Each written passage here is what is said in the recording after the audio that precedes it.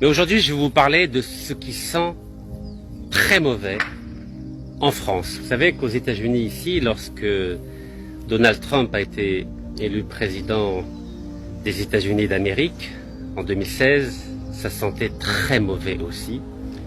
Et en France, avec les élections législatives anticipées, ça sent aussi très mauvais, comme en 2016 aux États-Unis.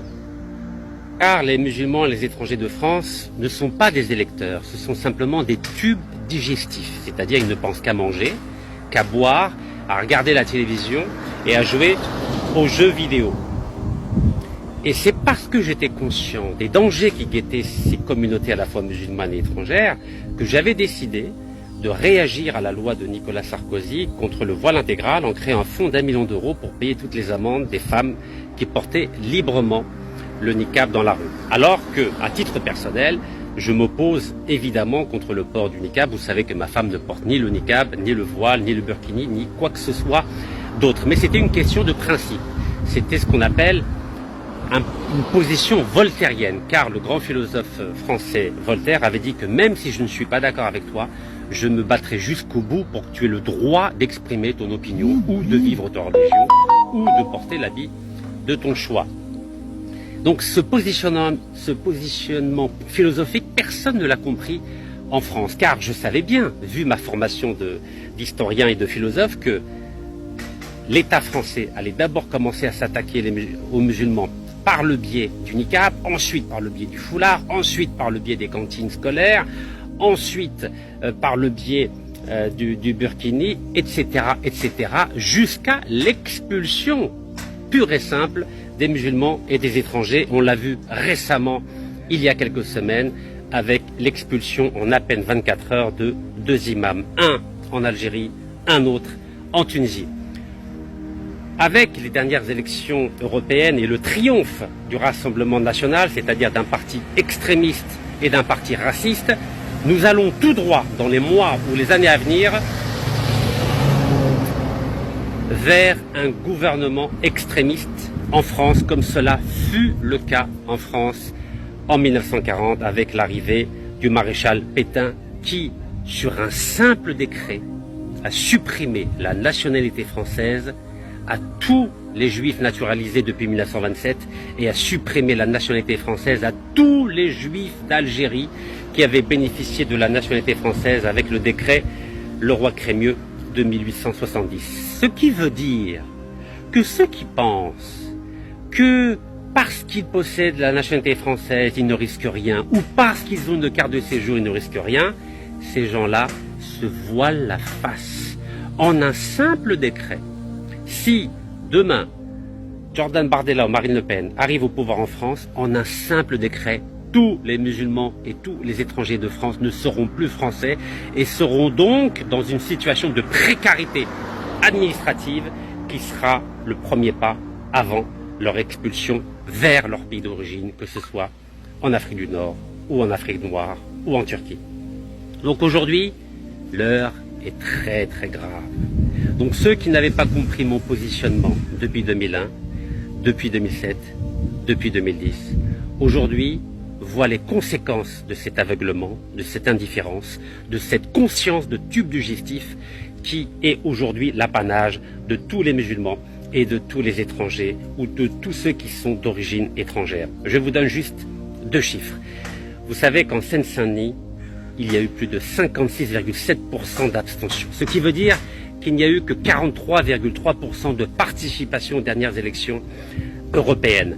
En Martinique, il y a eu 12,4% de participation simplement, ce qui veut dire qu'il y a eu 87,6% d'abstention, ce qui est considérable, ce qui veut dire que les Français d'origine étrangère ou de culture musulmane ou de culture ultramarine, comme ceux qui vivent dans les îles, se contrefichent éperdument des élections. Et à force de ne pas voter, à force de ne pas avoir une conscience politique ou une conscience citoyenne, à force de ne penser qu'au RSA, qu'aux allocations familiales, qu'aux allocations chômage, que va-t-il se passer? Ceux qui décident, ceux qui gouvernent la France, vont identifier, vont stigmatiser celles et ceux qui aujourd'hui leur ont permis d'avoir des scores aussi élevés dans ce pays, c'est-à-dire les musulmans et les étrangers. Donc c'est grâce aux musulmans et grâce aux étrangers que le Rassemblement national de Marine Le Pen a réussi à triompher aux dernières élections législatives et plutôt européennes. Et donc c'est parce que les Français ont validé cette politique raciste, extrémiste contre les musulmans et contre les étrangers que demain, ces mêmes musulmans et ces mêmes étrangers risquent de se voir expulsés comme les Juifs de France qui ont été envoyés dans les chambres à gaz. Ils étaient 73 000 après que le maréchal Pétain ait supprimé leur nationalité française. Il risque de leur arriver la même chose que les Juifs d'Espagne qui en 1492 étaient 300 000 à être expulsés d'Espagne, et il risque de leur arriver comme les 400 000 musulmans à la fois arabes et berbères d'Espagne qui en 1609 ont été expulsés d'Espagne en à peine 4 mois. Et n'oubliez pas que les pieds noirs, c'est-à-dire les Français d'Algérie, ont été 800 000 à quitter l'Algérie entre juin et septembre 1962. Donc ceux qui pensent qu'ils ne risquent rien parce qu'ils ont aujourd'hui la nationalité française, je le dis et je le répète, ils se voilent la face. Il n'y a plus aucune garantie aujourd'hui en France. Donc de deux choses l'une, ou bien les musulmans, les étrangers de France commencent à se prendre au sérieux et à développer une conscience citoyenne et politique et à voter massivement lors de toutes les prochaines élections, que ce soit le 30 juin, le 7 juillet ou lors des présidentielles d'avril et de mai 2007. Et dans ce cas-là, il faut mettre en place 4 fronts. Un front politique, un front intellectuel, un front médiatique et un front juridique pour commencer à s'organiser, à se mobiliser et à lutter contre les prochaines lois qui vont les viser directement. Et vous savez que le Front National, le Rassemblement National, a dit que s'il arrivait au pouvoir, il allait mettre en place ce qu'on appelle la politique de la préférence nationale. Ce qui veut dire que tous ceux qui ne sont pas français vont se voir éliminés à la fois des allocations logement, du chômage, du RSA, des retraites, etc., avant de s'attaquer aux Français d'origine étrangère. Donc, front juridique, front politique, front médiatique, front intellectuel.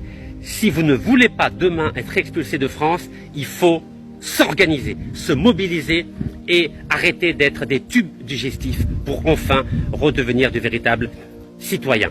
Et pour ceux qui veulent préparer le retour dans leur pays d'origine, que ce soit en Afrique du Nord ou en Afrique noire, eh ben, il faut commencer à réfléchir à des investissements dans vos pays d'origine pour parer aux périls qui guettent les communautés musulmanes et les communautés étrangères en France. Donc bon courage à vous, cessez d'être des tubes digestifs et enfin devenez de véritables citoyens. Salam alaikum.